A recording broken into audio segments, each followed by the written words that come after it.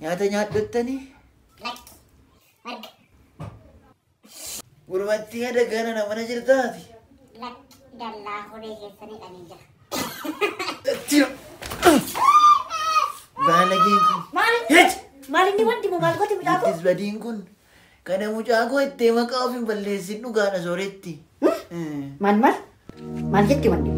Saamu'eeliin koo tokkosii manatti galuu didee gurbaa keessa xarangaa tokko wajjinii erga ooluu jalqabe. Mana jirtaa gurbaa xarangaa nana. Mee abbitti bishaan harkaa buusiif. Si dhagaaree si dhagaa'ii sooretti nama dhaga'uun dhagaa wayitiin kunoo. Maali? Nama dhagaasoo. Nyaata nyaaddottanii?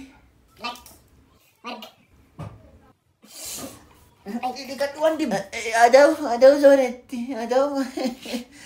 Maali nyaadheen dhufe amma nyaadheen dhiyooma nyaadhe. Sammuu nyaattanii tutaadhaan isaa. Buusiif abbitti. Nyaadhee dhadhan isaanuu aldama nyaatuuree maadde. Warra nyaanni hin geessinu maal? Nyaatanii tutaadhaan. Nankaama. Haa ta'u kasammaa erga didee maal goona nan deebisa.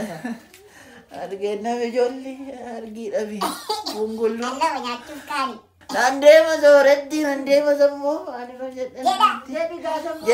Jedhi gaa kana duukaan jiraatin dhagaan fuggisoon mataa bugurii.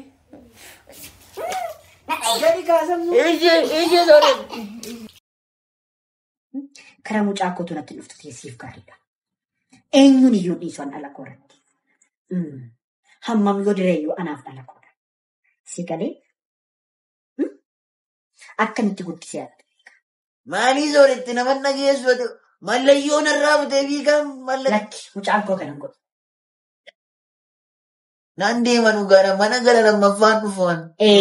Nufi dhiisi. Maali? Gurbattii ada gana nan dhageessu.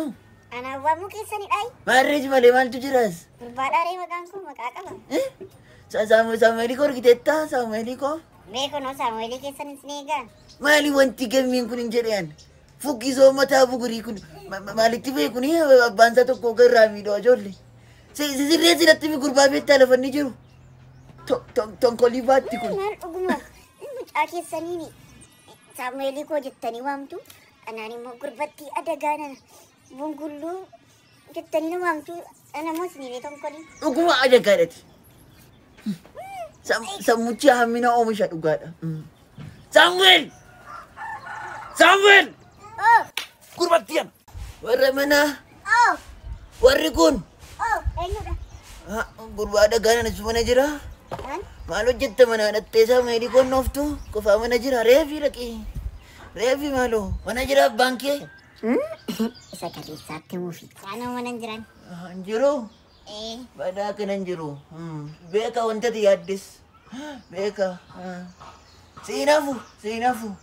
Anoollee qarshii wayi tokkoon fideefi. Waayinii guddii kooti. Bilbileen gaafadha.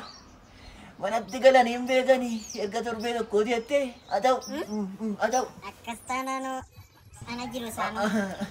Utuu mana jiruun jirattee inni ati dheengadda luqqeettuu keessa dhagaan na dhoofte yoommoo yoonaa na dhukkuba. Balbala natti cuftamni gurbaa. Galata! Natti cufate ka gurbaan kee balbala natti cufe ka hin galchu jedhe. Attamitti amala isaa kana dandeessee dhugaa jiraattaadha man. Dhayee si ajjeesa kun gaaf tokko dhugaadha. Dhayee mana kanaa baasi. Maali kun galataman dhabdeesi mucaa kana. Gurbattii adagaa nanaas teessaati. Likkiskisaan falti. Dhiira mitii sila. Dhiira mitii. Beekaa siifa dhaqan. Bungulluu nana. Ati mucaa koorraa maal qabdan jedheen. Saamu'eelii koorraa maal qabdaati. Eengadda surreerraa buustamoo maal jedhan. Har'ammoo maal godhettaan wanta nana. Abbaa keettan siima dhugaadha siif.